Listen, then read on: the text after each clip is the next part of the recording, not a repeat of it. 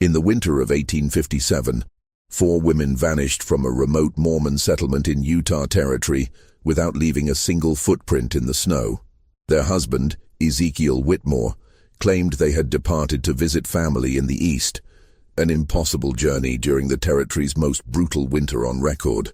For over 60 years, the Church of Jesus Christ of Latter-day Saints kept the incident classified in their private archives, until construction workers building a new Meetinghouse in 1920 made a discovery that would force church leaders to confront the darkest chapter in their early Utah history.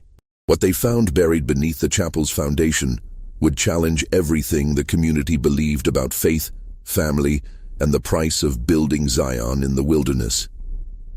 Before we continue with the story of Ezekiel Whitmore and the winter that changed everything, this channel isn't for everyone, only for those brave enough to uncover the mysteries that history tried to bury.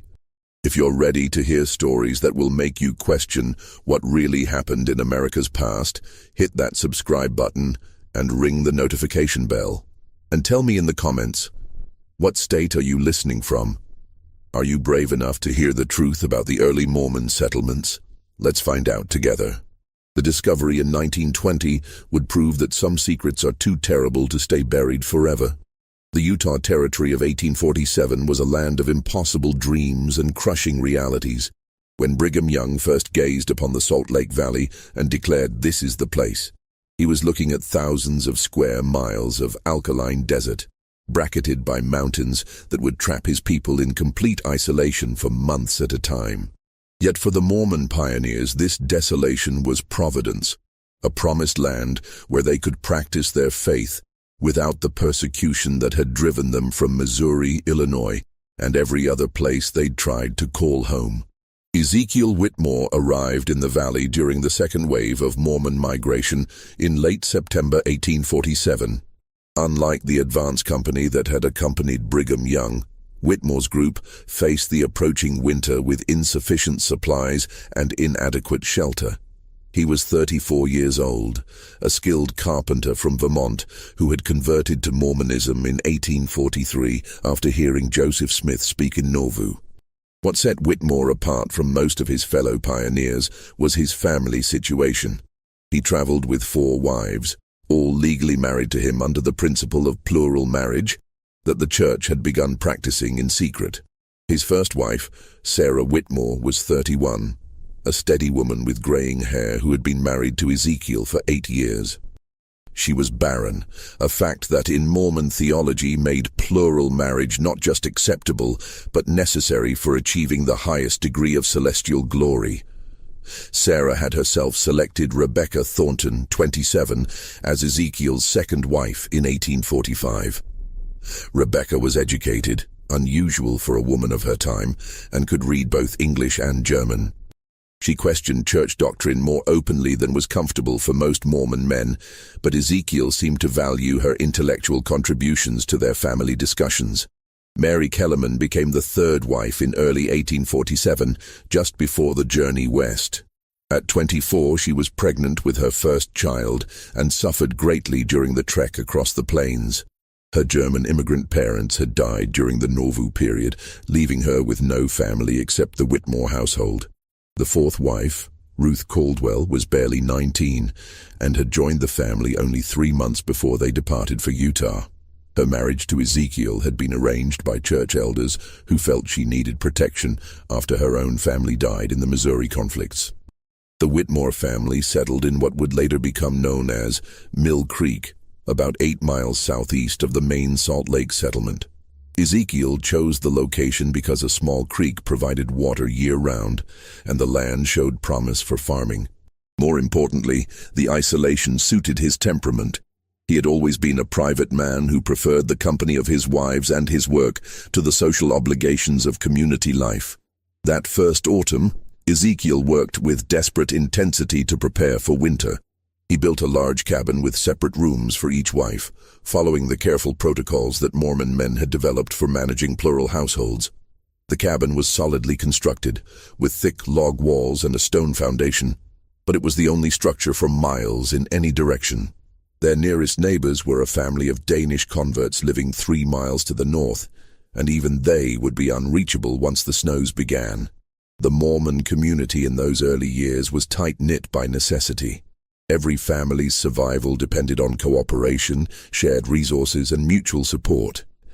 Church leaders maintained strict oversight of plural marriages, not just for theological reasons, but because they understood the practical challenges of managing complex family relationships in isolation.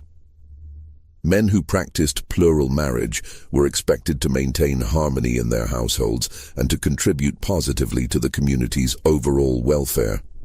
Ezekiel's wives each brought different skills to their remote household.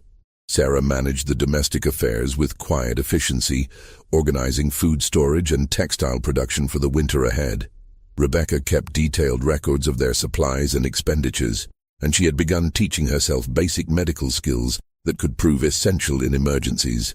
Mary, despite her pregnancy, was skilled at preserving foods and had created an impressive store of dried fruits and vegetables. Ruth, the youngest, was energetic and optimistic, taking on the heaviest physical labor despite her small size. By December 1847, the Whitmore household appeared to be thriving. Church records show that Ezekiel made regular trips to the main settlement to trade goods and attend meetings. His wives were described by visitors as healthy, well-dressed, and remarkably harmonious for a plural family.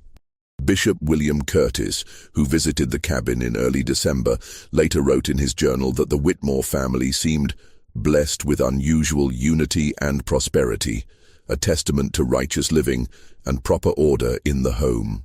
What Bishop Curtis didn't mention in his official journal, but confided to his private diary, was something that troubled him about the visit. The four women seemed almost too harmonious, finishing each other's sentences and moving in an eerily synchronized way that reminded him of a single mind inhabiting multiple bodies.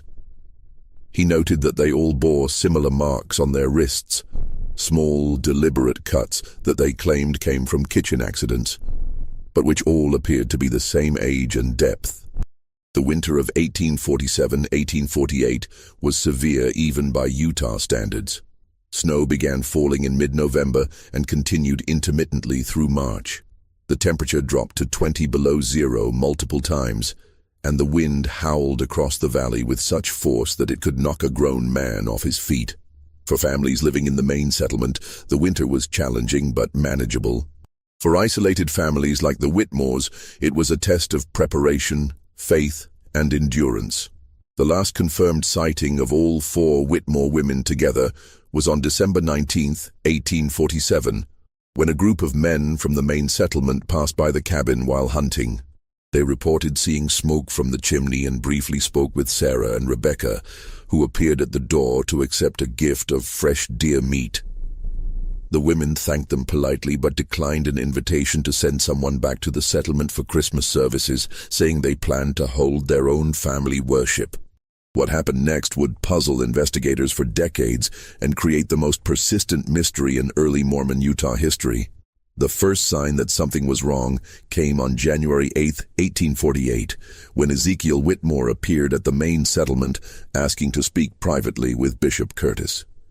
Those who saw him that day described a man who appeared to have aged years in just 3 weeks.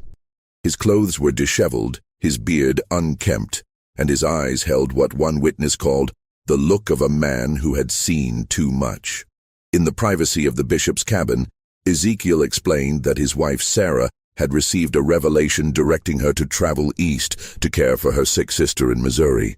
He said she had felt the calling so strongly that she couldn't wait for spring, and had departed with a small group of travelers who had passed through their area. Bishop Curtis was immediately suspicious. No travelers would attempt the eastward journey in the middle of winter, and Sarah had never mentioned having a sister in Missouri. When the bishop pressed for details, Ezekiel's story began to shift. First he said the travelers were missionaries returning east. Then he claimed they were mountain men who knew secret winter routes. His hands trembled as he spoke, and he kept glancing toward the door as if expecting someone to enter.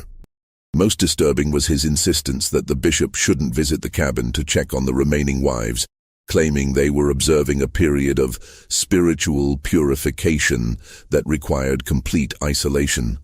Bishop Curtis made notes of the conversation in his official journal, but his private diary reveals his growing alarm. He wrote, "Brother Whitmore speaks of revelations, but I fear he may be concealing something far more earthly and terrible. His manner suggests guilt rather than grief, and his explanations contradict both reason and the season."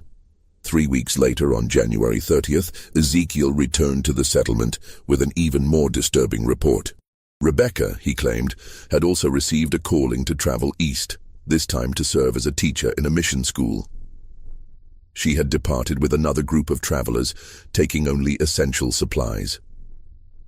The bishop demanded to know what travelers could possibly be moving through Utah territory in February, and Ezekiel's response was rambling and incoherent, filled with references to God's mysterious ways and trials of faith. This time, Bishop Curtis insisted on visiting the cabin to speak with the remaining wives. Ezekiel became agitated, claiming that Mary and Ruth were too ill to receive visitors, suffering from a fever that could be contagious. He promised to bring them to the settlement as soon as they recovered, but the bishop's suspicions had grown too strong to ignore. On February 3rd, Bishop Curtis organized a group of 5 men to visit the Whitmore cabin. The journey through the snow-covered hills was treacherous, taking most of the day despite the relatively short distance. When they arrived at the cabin, they found Ezekiel alone, sitting by a fire that seemed insufficient to heat the large structure. He greeted them with nervous courtesy, but his explanations about his wives' whereabouts had changed again. Now he claimed that Mary and Ruth had both recovered from their illness and decided to join Sarah and Rebecca in the east. He said they had departed just 2 days earlier, traveling with a group of trappers who had promised to escort them safely to civilization. The bishop asked to see the women's personal belongings, and Ezekiel showed them several rooms that appeared to have been hastily cleared out. Clothing, books, and personal items were gone, but the bishop noticed that heavy items like furniture and cooking implements remained, unusual for women making a permanent departure. More troubling were the signs of recent digging behind the cabin.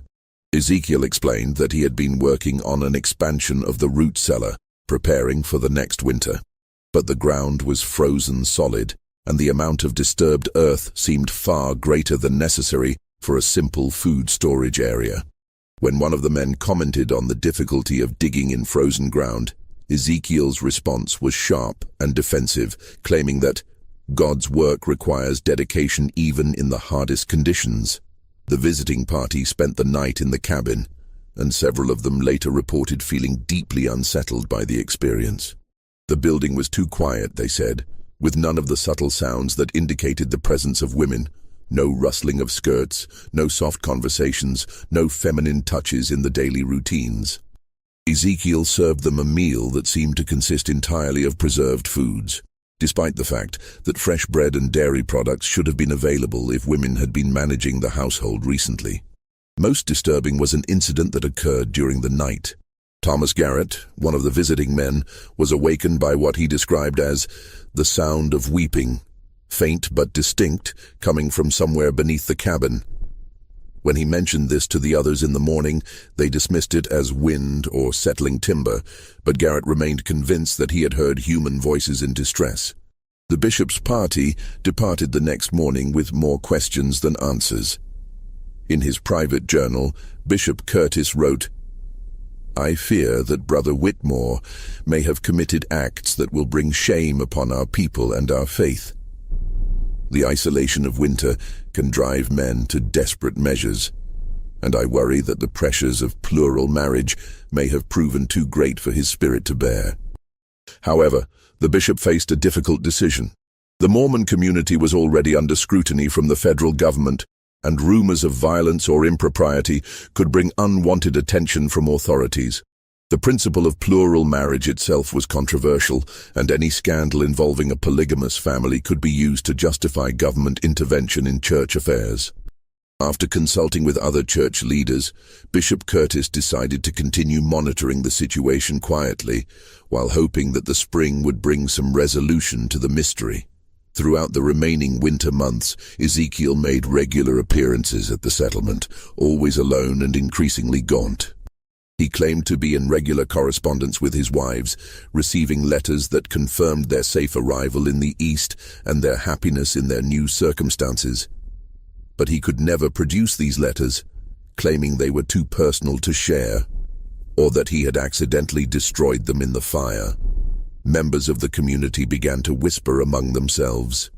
Some believed that Ezekiel had indeed sent his wives away, perhaps because he could no longer support them, or because the isolation had created unbearable tensions in the household. Others suspected something far more sinister, pointing to his erratic behavior and the inconsistencies in his stories. The truth would remain hidden until the spring thaw revealed secrets that would challenge everything the community thought they knew about faith, family, and the price of survival in the wilderness.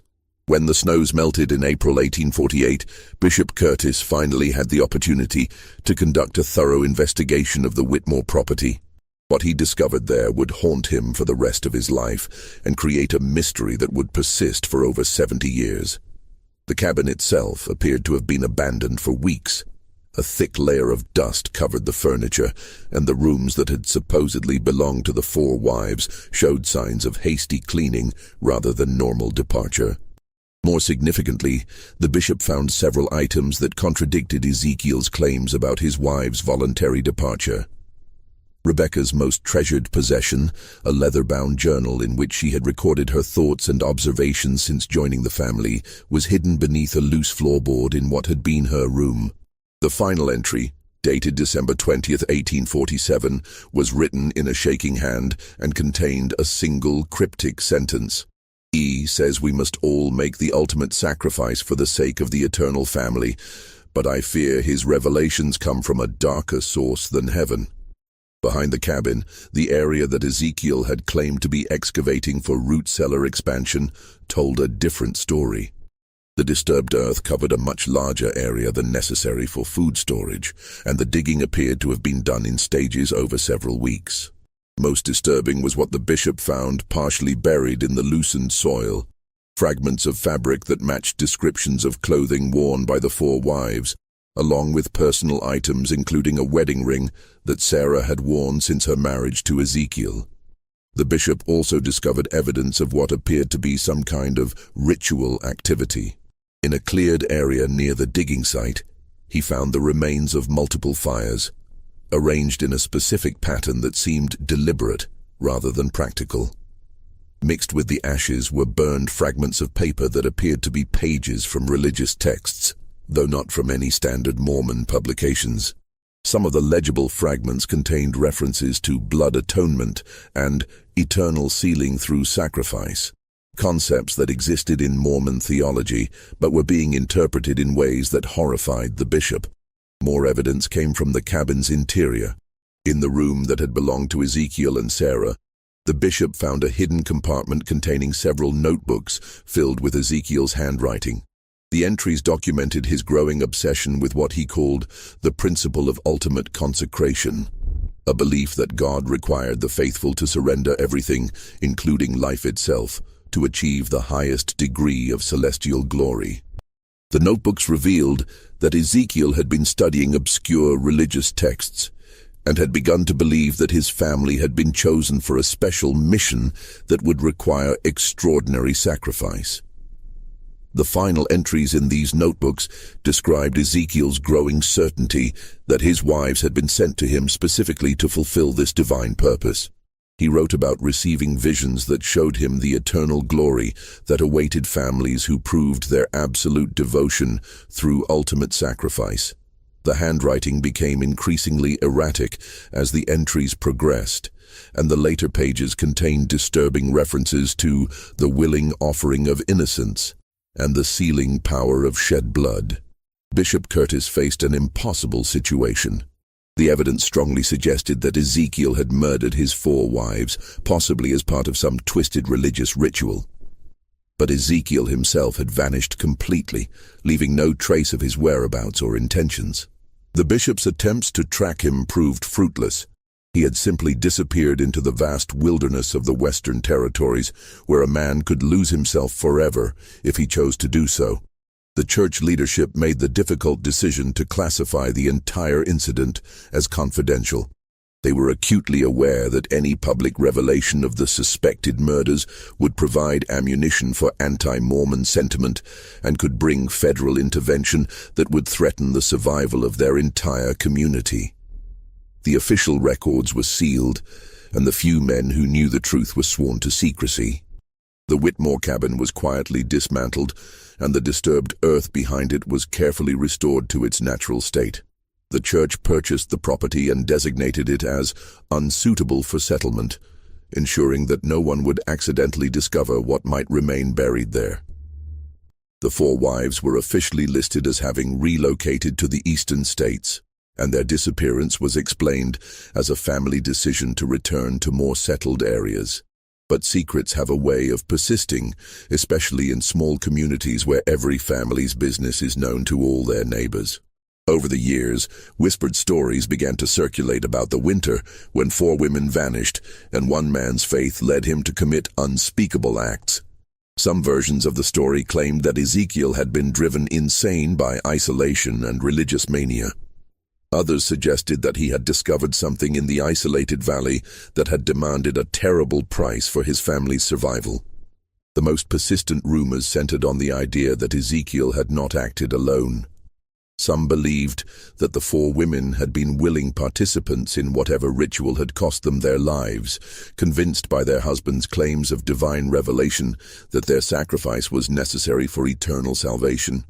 This version of the story was particularly disturbing because it suggested that the tragedy had been the result of shared delusion rather than individual madness. As the years passed, the area around the former Whitmore property developed a reputation for unusual occurrences. Travelers reported feeling watched when passing through the valley, and some claimed to hear women's voices carried on the wind, especially during the winter months. These reports were dismissed as superstition by church leaders, but they contributed to the sense that something dark and unresolved remained connected to the site. The mystery might have remained buried forever, if not for the church's continued growth and the need for new buildings to serve expanding congregations. In 1920, more than 70 years after the disappearances, church authorities decided to build a new meeting house in the rapidly growing Mill Creek area. The chosen site was selected for its central location and level ground, with no awareness of the dark history that lay beneath the surface. What the construction workers discovered would force the church to confront the truth about one of its most carefully hidden secrets, and would reveal that the winter of 1847-1848 had been even more terrible than anyone had imagined. The construction of the new Mill Creek Meeting House began on a crisp October morning in 1920. The project supervisor, Brother Samuel Morrison, was a devout Mormon who had been born in the valley and had heard whispered stories about the Whitmore property throughout his childhood. But like most members of his generation, he dismissed these tales as folklore that had grown in the telling over the decades. The construction crew began excavating the foundation on October 15th, working with steam-powered equipment that made quick work of the rocky soil. For the first 2 days, the work proceeded normally, with nothing more unusual than the occasional discovery of old horseshoes or pieces of rusted metal that marked the site's history as grazing land. On the third day, Brother Morrison's crew made their first disturbing discovery. About 4 feet below the surface, they uncovered what appeared to be a deliberately constructed stone chamber, roughly 8 feet square and lined with carefully fitted rocks. The chamber had been sealed with a flat stone cover, and when they lifted it, they found a collection of objects that seemed to have been placed there intentionally as some kind of burial cache. The objects included 4 sets of women's clothing, neatly folded and arranged in separate piles. Each set consisted of a dress, undergarments, shoes, and personal effects like combs, mirrors, and jewelry. Most significantly, each pile contained a small leather purse with identification papers and personal documents that clearly belonged to Sarah, Rebecca, Mary, and Ruth Whitmore. The preservation was remarkable, protected by the dry conditions and stone construction, and the items appeared to be in the same condition as when they were placed in the chamber.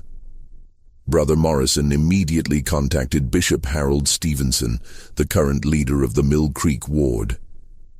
Bishop Stevenson was young and had no knowledge of the Whitmore incident, but he recognized the significance of the discovery and contacted church headquarters in Salt Lake City. Within hours, a team of church officials arrived at the construction site, led by Elder James Tanner, a member of the Quorum of the 12, who had access to the church's confidential historical archives. Elder Tanner's examination of the documents found in the stone chamber confirmed what the older church leaders had long suspected. The papers included letters written by each of the 4 wives, apparently composed shortly before their deaths, and intended as final messages to family members they would never see again. The letters were haunting in their acceptance of what they described as their calling to eternal glory through ultimate sacrifice. Sarah's letter, written in her characteristic careful script, expressed gratitude for her selection by divine providence to participate in the sealing ordinance that would bind our family together throughout eternity.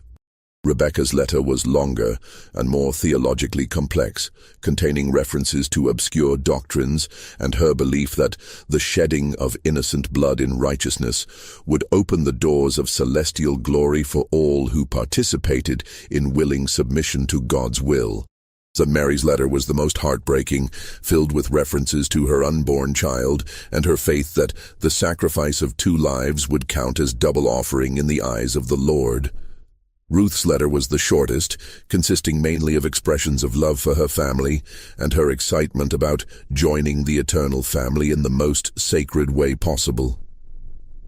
The letters made it clear that the 4 women had not been murdered against their will, but had participated willingly in what they believed to be a sacred ritual. This revelation was almost more disturbing than the alternative, suggesting that Ezekiel had successfully convinced his wives that their deaths were necessary for their eternal salvation. Elder Tanner immediately ordered the construction to be suspended and contacted the church's historical department to locate the sealed files related to the Whitmore incident. What they found in those files painted a more complete picture of the tragedy, but also raised new questions that would prove even more troubling. The sealed files contained Bishop Curtis's complete investigation notes, including details that had never been shared with other church officials. Among these was the bishop's discovery of additional evidence that suggested the Whitmore tragedy had not been an isolated incident. References in Ezekiel's notebooks mentioned correspondence with other Mormon men who had received similar revelations about the necessity of ultimate sacrifice for their families. Most disturbing was a letter that Bishop Curtis had intercepted in 1849, addressed to Ezekiel at a remote mining camp in Nevada Territory. The letter, signed only with the initials J.M., contained coded references to the completion of the work and expressed satisfaction that the sealing had been accomplished according to the pattern revealed to us. The letter also mentioned that the others who received the same calling had fulfilled their obligations with equal faith and devotion. This evidence suggested that Ezekiel had not acted alone, but had been part of some kind of secret group within the early Mormon community that had developed extreme interpretations of church doctrine. The group apparently believed that the ultimate expression of faith required the sacrifice of family members, and that such sacrifices would guarantee exaltation in the celestial kingdom. Elder Tanner's team began a careful review of early church records, looking for other unexplained disappearances or unusual incidents that might be connected to this secret group. What they found was a pattern of missing persons cases and unexplained family tragedies that had been scattered across the early Mormon settlements but had never been connected to each other. Between 1847 and 1855, at least 12 Mormon families had reported the disappearance of family members under circumstances similar to the Whitmore case. In each instance, the missing persons were reported to have departed for the East or received callings to serve missions in distant locations. In most cases, the reports were made by male family members who claimed to have received revelations directing them to allow their wives or children to leave for spiritual purposes. The pattern was subtle enough that it had never been detected by church authorities at the time, but viewed together, the cases suggested a coordinated effort by a secret group to carry out what they believed to be sacred killings. The victims were predominantly women and children, and the perpetrators were men who had been noted for their exceptional devotion to church doctrine and their leadership roles in their local communities. Most chilling was the discovery that several of the men involved in these disappearances had maintained correspondence with each other, sharing theological justifications for their actions and encouraging each other in their divine calling. The letters revealed that the group had developed an elaborate theological framework for their beliefs, drawing on obscure passages from Mormon scripture and early church teachings to justify their actions. The group apparently believed that the practice of plural marriage was only the beginning of a higher law that would ultimately require the sacrifice of family members to achieve complete consecration to God. They saw themselves as pioneers of a more advanced form of religious devotion that would eventually be revealed to all faithful Mormons as the ultimate requirement for celestial glory. As Elder Tanner's investigation continued, the scope of the conspiracy became increasingly clear. The secret group appeared to have included prominent church members from across the Utah Territory, including some who had held significant leadership positions. The group had operated with careful coordination, sharing information about their activities and providing mutual support for their beliefs. The investigation also revealed that the group had eventually been detected by church authorities in the mid-1850s, leading to a secret purge that had removed suspected members from leadership positions and forced others to flee the territory. The church's official records made no mention of these actions, which had been carried out quietly to avoid creating scandal or providing ammunition for anti-Mormon critics. But the discovery of the stone chamber at the Mill Creek construction site proved that the group's activities had been far more extensive than church leaders had realized at the time. The careful preservation of the victims' belongings suggested that the perpetrators had viewed their actions as sacred ordinances that required proper documentation and remembrance. The question that haunted Elder Tanner and his team was whether the group had been completely eliminated in the 1850s, or whether some members had escaped detection and continued their activities in remote areas of the Western Territories. The evidence suggested that the conspiracy had been larger and more organized than anyone had imagined, with implications that extended far beyond the tragic fate of the 4 Whitmore women.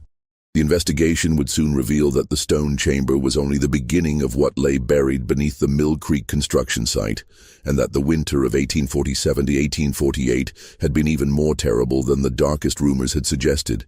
As Elder Tanner's team expanded their excavation of the Mill Creek site, they made increasingly disturbing discoveries that suggested the Whitmore tragedy was far more complex than a single family's descent into religious madness. The stone chamber containing the women's belongings was only the first layer of a carefully constructed burial site that had been designed to preserve evidence of what the perpetrators clearly viewed as sacred acts. Beneath the stone chamber, the excavation revealed a second level of construction, a larger underground space that had been carved directly into the bedrock and lined with carefully fitted stones. This chamber was approximately 12 feet square and 6 feet deep, with drainage channels that had kept it dry for over 70 years. The walls were covered with carved symbols that combined traditional Mormon imagery with elements that seemed to draw from other religious traditions. The most prominent symbol was a modified version of the Mormon temple square and compass, but surrounded by imagery that included Egyptian hieroglyphs, Masonic symbols, and what appeared to be representations of ancient sacrifice rituals. The carvings were sophisticated and deliberate, suggesting that whoever had created them possessed considerable knowledge of religious symbolism and had spent significant time planning the chamber's construction. In the center of the chamber, the team found what appeared to be a stone altar, roughly hewn from local granite and stained with what laboratory analysis would later confirm to be human blood. The altar was surrounded by 4 smaller stone platforms, each bearing carved inscriptions that included the names Sarah, Rebecca, Mary, and Ruth, along with dates corresponding to the winter months of 1847-1848. The inscriptions also included theological passages that had been carved in careful script, drawing from Mormon scripture, but interpreted in ways that justified the taking of human life for religious purposes. One passage, carved above the central altar, read, "Greater love hath no man than this, that a man lay down his life for his friends, and greater still is the love that lays down the lives of the beloved for the glory of God and the sealing of eternal families." But the most shocking discovery came when the team excavated beneath the stone platforms. Each platform concealed a carefully prepared burial site containing human remains that had been preserved through deliberate mummification techniques. The bodies of the 4 women had been prepared with materials and methods that suggested extensive knowledge of preservation practices, possibly derived from early Mormon interest in Egyptian culture and practices. The condition of the remains allowed for detailed examination that revealed the manner of death. Each woman had died from a single precise wound to the heart, inflicted with what appeared to be a ceremonial blade. The wounds were identical in location and depth, suggesting that the killings had been carried out with practiced skill and according to a predetermined ritual pattern. More disturbing was evidence that the women had been dressed in special ceremonial garments before their deaths, elaborate white robes that had been decorated with religious symbols and personal items that held spiritual significance. The garments appeared to have been specially prepared for the ritual, with careful attention to detail that suggested the perpetrators had viewed the killings as sacred ordinances requiring proper ceremonial preparation. The discovery of these ritual preparations forced Elder Tanner's team to confront the possibility that the Whitmore women had not only consented to their deaths, but had actively participated in elaborate religious ceremonies that they believed would guarantee their eternal salvation. The evidence suggested that the killings had been carried out over several weeks, with each death forming part of a larger ritual cycle that had been carefully planned and executed. Additional evidence found in the chamber included detailed records of the ritual proceedings, carved into stone tablets that had been placed in niches around the walls. These records provided a horrifying minute-by-minute account of the ceremonies, including the women's final words and their expressions of faith and gratitude for their selection for eternal glory. The tablets also contained references to the great work that was being carried out by the secret group and to the pattern revealed from on high that guided their actions. The records made it clear that the Whitmore killings were part of a larger plan that involved multiple families and was intended to demonstrate the ultimate degree of faith and devotion required for celestial glory. Most chilling was the discovery that the ritual chamber had been designed for repeated use.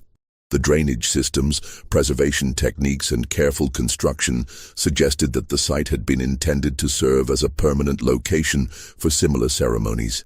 The chamber contained preparation areas for multiple victims and storage spaces for ritual implements and ceremonial garments. The investigation team also found evidence that the chamber had indeed been used for additional victims beyond the 4 Whitmore women. Carved records indicated that at least 8 other individuals had been sealed in the chamber between 1848 and 1855, including members of 3 other families that had been reported missing during the early years of Mormon settlement in Utah. The scope of the conspiracy was becoming clear. The secret group had operated for nearly a decade, carrying out ritual killings that they believed were necessary for achieving the highest degree of religious devotion. The group had developed elaborate theological justifications for their actions, and had created permanent facilities for conducting their ceremonies. Elder Tanner's team faced a crisis that threatened to expose the darkest chapter in Mormon history. The evidence they had uncovered proved that a secret group within the early church had carried out systematic ritual murders, possibly involving dozens of victims over several years. The implications for the church's reputation and the faith of its members were staggering. The investigation also revealed that the group had maintained detailed records of their activities, including lists of potential victims and plans for expanding their operations. The records suggested that the conspiracy had been far more organized and extensive than anyone had imagined, with cells operating in multiple settlements across the Utah Territory. Most disturbing was evidence that some members of the secret group had held positions of authority within the church hierarchy, using their access to confidential information to identify potential victims and to cover up their crimes. The group had apparently used their knowledge of church doctrine and their positions of trust to convince victims that their deaths were necessary for eternal salvation.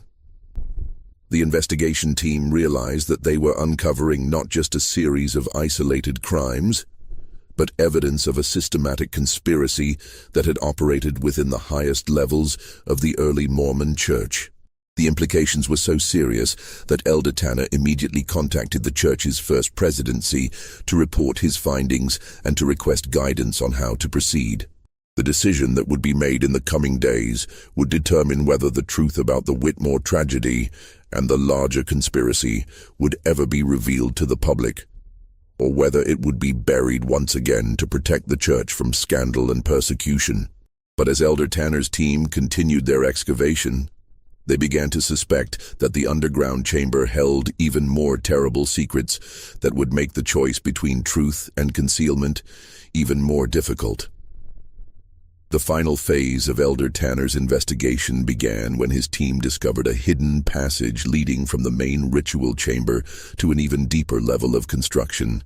The passage was narrow and had been carefully concealed behind a false wall, suggesting that it led to the most secret part of the underground complex. What they found in this deeper chamber would reveal the true scope of the conspiracy and the identity of its leadership. The deeper chamber was smaller than the ritual space above, but it had been constructed with even greater care and attention to detail. The walls were lined with carefully fitted stones that had been carved with intricate religious symbols, and the ceiling was supported by precisely cut archways that demonstrated advanced engineering knowledge. This was clearly the inner sanctum of the secret group, the place where their most important meetings and ceremonies had been conducted. In the center of the chamber, the team found a stone table that had been carved with extraordinary precision. The table's surface was covered with detailed maps of the Utah Territory, showing the locations of Mormon settlements and marking specific sites that had been designated for the group's activities. The maps included detailed notes about the families living in each settlement, with particular attention to households that might provide suitable victims for their rituals. The most shocking discovery was a series of stone tablets that contained the complete theological framework developed by the secret group to justify their actions. These tablets revealed that the group had been led by a man named Jeremiah Blackwood, who claimed to have received direct revelations from Joseph Smith himself, directing him to establish what he called the Order of Eternal Sacrifice. According to the tablets, Blackwood had been present at some of Joseph Smith's private meetings in Nauvoo and had developed an extreme interpretation of the prophet's teachings about eternal families and celestial marriage. Blackwood believed that the ultimate test of faith required families to demonstrate their willingness to sacrifice everything, including life itself, to prove their devotion to God and to secure their eternal exaltation. The tablets contained detailed instructions for identifying suitable families for participation in the order's rituals. The criteria included strong faith, isolated living situations, and family structures that would not be immediately missed by the broader community. Polygamous families were particularly targeted because their complex relationships and frequent travel made disappearances easier to explain and conceal. Ezekiel Whitmore had been recruited into the order during the winter of 1846-1847, while the Mormon community was preparing for their exodus to the west. The tablets revealed that Blackwood had identified Ezekiel as an ideal candidate because of his deep religious convictions, his isolated temperament, and his plural marriage to 4 women who had no close family connections in the Mormon community. The recruitment process had been gradual and carefully orchestrated. Blackwood had begun by sharing what he claimed were secret revelations about the higher laws of celestial marriage, gradually introducing Ezekiel to increasingly extreme theological concepts. By the time the Whitmore family departed for Utah, Ezekiel had been fully indoctrinated into the order's beliefs and had committed to carrying out the ritual sacrifice of his wives during their first winter in the territory. The tablets also revealed that the order had established similar operations in multiple Mormon settlements across the West. Each cell was led by a trusted member who had been personally recruited by Blackwood, and who was responsible for identifying potential victims and carrying out the ritual killings. The cells operated independently, but maintained communication through a network of coded letters and secret meetings. The ritual chamber beneath the Mill Creek site had been one of several permanent facilities established by the Order for conducting their ceremonies. Similar chambers had been constructed near other Mormon settlements, each designed to preserve evidence of the rituals for what the Order believed would be the eventual recognition of their practices as legitimate religious ordinances. The tablets contained detailed accounts of the specific rituals that had been carried out in the Mill Creek chamber. The ceremonies had followed a precise pattern that had been developed by Blackwood based on his interpretation of ancient sacrifice practices and early Mormon temple rituals. Each ceremony had lasted several days and had included elaborate preparations, theological instruction, and final rituals that the participants believed would seal their eternal families together in the highest degree of celestial glory. The account of the Whitmore family's final days was preserved in horrifying detail. The ritual had begun on December 20th, 1847, with Sarah's voluntary participation in a ceremony that she believed would ensure her family's eternal exaltation. Each of the other wives had participated in turn over the following weeks, with the final ceremony involving Ruth taking place on February 15th, 1848. The tablets described how each woman had spent her final days in prayer and preparation, convinced that her sacrifice would open the doors of celestial glory for her entire family. They had written letters to family members, prepared their burial garments, and participated in elaborate ceremonies that they believed were sacred ordinances revealed directly from God. Most disturbing was the revelation that the women had not only consented to their deaths, but had actively encouraged each other to participate in the rituals. The tablets contained their recorded conversations, showing how they had strengthened each other's faith and had expressed excitement about their calling to eternal glory through ultimate sacrifice. The investigation team also discovered evidence that the Order had planned to expand their operations significantly. The tablets contained lists of dozens of additional families that had been targeted for recruitment, along with detailed plans for establishing new ritual sites across the Western Territories. The Order had apparently believed that their practices would eventually be recognized as legitimate religious doctrine and would become a standard requirement for achieving the highest degrees of eternal glory. But the tablets also revealed why the Order's activities had come to an end in the mid-1850s. Church authorities had begun to detect the pattern of disappearances and had launched a secret investigation that had identified several Order members. The investigation had been led by Brigham Young himself, who had recognized the threat that the Order posed to the survival of the Mormon community in Utah. The church's response had been swift and decisive. Known Order members had been quietly excommunicated and forced to flee the territory, while others had been reassigned to remote areas where their activities could be more easily monitored. The ritual sites had been sealed or destroyed, and all records of the investigation had been classified to prevent public knowledge of the conspiracy. Jeremiah Blackwood himself had disappeared during the church's crackdown, reportedly fleeing to California, where he had continued to recruit followers for his extremist beliefs. Some reports suggested that he had established new Order cells in mining camps and frontier settlements, but these activities had never been officially confirmed.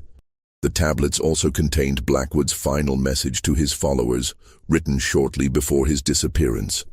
In this message, he prophesied that the order's practices would eventually be revealed as divinely inspired and would become the ultimate test of faith for all true believers. He instructed his followers to preserve their records and to continue their work in secret until the time came for public revelation of the higher laws. Elder Tanner's team realized that they had uncovered evidence of the most serious crisis in early Mormon history, a secret conspiracy that had operated within the highest levels of the church and had resulted in the ritual murder of dozens of innocent victims. The implications for the church's reputation and the faith of its members were catastrophic. The evidence also raised disturbing questions about what church leaders had known about the order's activities and when they had known it. The tablets suggested that some members of the church hierarchy had been aware of Blackwood's extreme teachings, but had failed to act quickly enough to prevent the development of his murderous conspiracy. Most troubling was the possibility that other order cells had continued to operate after the official crackdown, carrying out additional ritual killings in remote areas where their activities would never be detected. The evidence suggested that the order's influence had been far more extensive than church authorities had realized, with implications that could extend well beyond the Utah territory. As Elder Tanner prepared his final report on the investigation, he faced an impossible choice. The evidence he had uncovered proved that a secret group within the early Mormon church had carried out systematic ritual murders, possibly involving hundreds of victims over nearly a decade. The truth about the order of eternal sacrifice would expose the darkest chapter in Mormon history and could destroy the faith of millions of believers worldwide. But the alternative, concealing the evidence and allowing the victims to remain forgotten, was equally unthinkable. The families of Sarah, Rebecca, Mary, and Ruth Whitmore, along with all the other victims of the order's rituals, deserved to have their stories told and their deaths acknowledged. The decision would ultimately rest with the church's highest authorities, but Elder Tanner knew that whatever choice was made would have consequences that would echo through generations of Mormon believers and would shape the church's relationship with its own history for decades to come. The meeting that would determine the fate of Elder Tanner's investigation took place in the First Presidency's private chambers on November 15, 1920. Present were President Heber J. Grant, his counselors, and the most senior members of the Quorum of the 12 Apostles. Elder Tanner presented his findings in a 3-hour session that was later described by one participant as the most sobering and troubling presentation in the history of the church. The evidence was undeniable. The stone chambers, the preserved remains, the detailed tablets, all pointed to a systematic conspiracy that had operated within the early Mormon community and had resulted in the deaths of dozens of innocent victims. The order of eternal sacrifice had been real, and its influence had been far more extensive than anyone had imagined. President Grant's response was measured but decisive. After consulting with his counselors and receiving unanimous agreement from the Quorum of the 12, he made the choice that would define the church's relationship with this dark chapter of its history. The evidence would be preserved in the church's most secure archives, accessible only to the highest levels of church leadership. The victims would be quietly remembered in special memorial services attended only by church authorities. But the truth about the order of eternal sacrifice would never be revealed to the public. The decision was justified on multiple grounds. Public revelation of the conspiracy would provide ammunition for anti-Mormon critics and could undermine the faith of millions of believers who had dedicated their lives to the church. The evidence also suggested that the order had been successfully eliminated in the 1850s, meaning that there was no ongoing threat to public safety. Most importantly, the victims and their families had suffered enough. Exposing their stories to public scrutiny and sensationalism would only compound their tragedy. The Mill Creek construction site was quietly relocated to a different area, and the underground chambers were filled with concrete and sealed permanently. The stone tablets and other artifacts were transported to a special vault in Salt Lake City. where they joined other sensitive historical documents that the church had determined were too dangerous for public knowledge. Elder Tanner was assigned to prepare a comprehensive report that would be preserved for future church leaders, but he was also sworn to absolute secrecy about his discoveries. The few construction workers and church officials who had been involved in the investigation were transferred to distant assignments and were required to sign binding agreements never to discuss what they had witnessed. The official explanation for the construction delays at Mill Creek was unexpected geological conditions that required engineering modifications to the building plans. The new Meetinghouse was completed 6 months later on a site 3 miles from the original location, and it served the growing Mill Creek community for decades without any public knowledge of the tragedy that had been discovered and concealed nearby. But the investigation had revealed more than just historical crimes. It had also identified evidence that suggested the order of eternal sacrifice might not have been completely eliminated in the 1850s. Several of the tablets contained references to Western brothers who had carried the order's teachings to remote mining camps and frontier settlements in California, Nevada, and Colorado. These references suggested that some order members had escaped the church's crackdown and had continued their activities in areas beyond church authority. President Grant quietly authorized a follow-up investigation to determine whether any order cells remained active in the Western Territories. This investigation, conducted by church security personnel rather than regular missionaries, uncovered evidence of at least 3 additional ritual sites that had been operated by order members in the late 1850s and early 1860s. The most disturbing discovery came from a mining camp near Virginia City, Nevada, where investigators found the remains of a ritual chamber that appeared to have been used as recently as 1875. The evidence suggested that some order members had continued their activities for nearly 30 years after the official crackdown, adapting their methods to the more transient populations of mining communities where disappearances were less likely to be investigated. This ongoing threat required immediate action, but it also created additional complications for church authorities. Any investigation of order activities in non-Mormon communities would risk exposing the conspiracy and would require cooperation with federal authorities who might use the information to justify renewed persecution of the Mormon Church. The solution was a secret program that operated for nearly 2 decades, using church resources to identify and eliminate remaining order cells without revealing their existence to public authorities. Church agents worked quietly to locate suspected order members, gather evidence of their activities, and either convince them to cease their operations or arrange for their removal from positions where they could cause further harm. The program was successful in identifying and disrupting at least 6 remaining order cells, but it also revealed the true scope of the original conspiracy. Evidence suggested that the Order of Eternal Sacrifice had operated in at least 15 different locations across the western United States and had been responsible for the deaths of more than 200 victims between 1847 and 1875.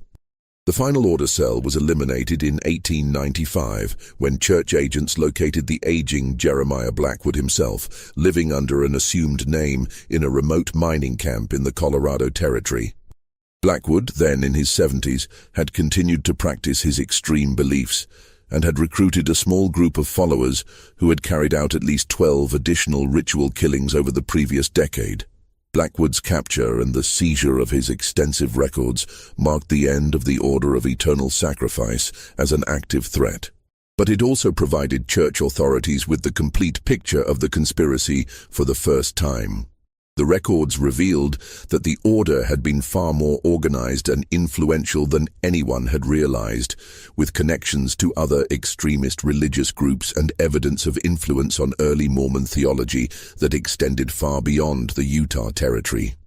The church's secret campaign against the order was never acknowledged publicly, and the vast majority of Mormon believers remained unaware that such a conspiracy had ever existed within their community. The victims of the order's rituals were remembered only in private ceremonies attended by church authorities, and their names were added to confidential memorial records that honored their sacrifice while concealing the circumstances of their deaths. Elder Tanner completed his service to the church with distinction, never revealing what he had discovered beneath the Mill Creek construction site. He lived to be 93 years old, taking the secret of the Order of Eternal Sacrifice to his grave. His personal papers, sealed after his death in 1963, contained only a brief reference to the most difficult investigation of my life and a prayer that the victims of extreme faith would find peace in the eternal glory they sought through such terrible means.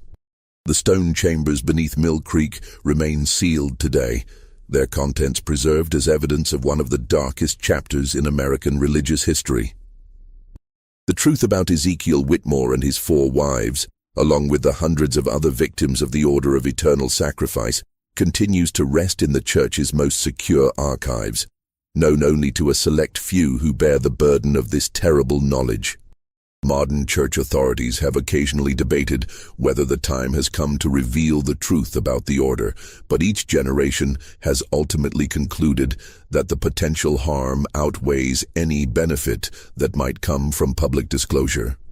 The victims of the Order's extreme faith remain officially listed as early pioneers who departed for destinations unknown, their true fate concealed by more than a century of institutional secrecy. The Mill Creek area today is home to thriving suburban communities, shopping centers, and modern churches that serve thousands of faithful Mormon families.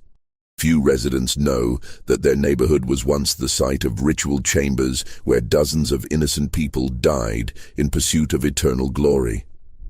The truth about the winter of 1847-1848, when 4 women vanished without leaving footprints in the snow, remains one of the most carefully guarded secrets in Mormon history.